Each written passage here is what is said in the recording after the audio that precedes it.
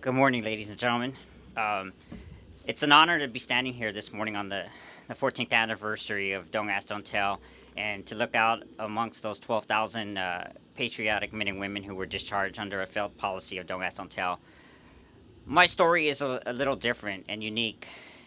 As some of y'all have heard, I was not discharged under the policy of Don't Ask, Don't Tell. I served 13 years honorably in the United States Marine Corps, and it wasn't until June of 2004 that I was medically discharged. And the reason why, and that's my distinction, is because next March will be 5 years from the first day of the war that I was the first American wounded in the Iraq War by stepping on a landmine and losing my right leg in Operation Iraqi Freedom. I had come forward this year on February 28th this year, 2007, when I sat alongside former Congressman Martin Meehan and Congressman Christopher Shays as we introduced House Bill 1246, the Military Readiness Enhancement Act, a bill to repeal the discriminatory policy of Don't Ask, Don't Tell.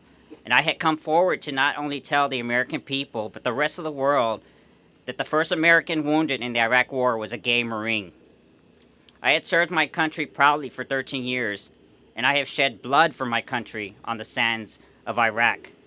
And I have sacrificed for the rights and freedoms of the people of this country, not just some of them, all of them, no matter who they are. No matter who they are.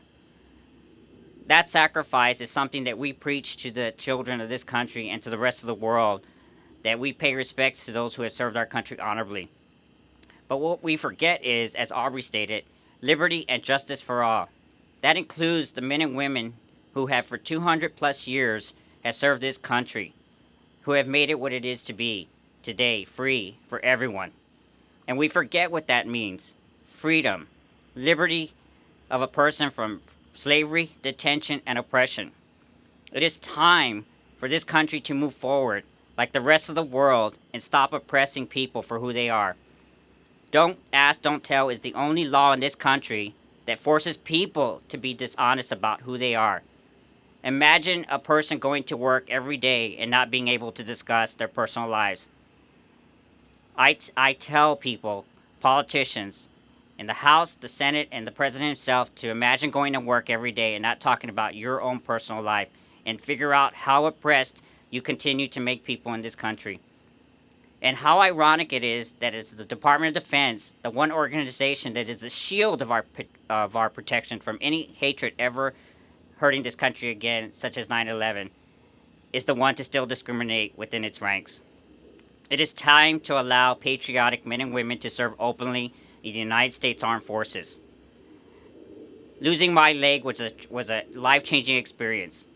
And losing my leg was a sacrifice for those men and women as well, and the 12,000 behind me, and also the souls that are in Arlington National Cemetery who were gay as well, some of them, who have made that ultimate sacrifice for the rest of us to be standing here today.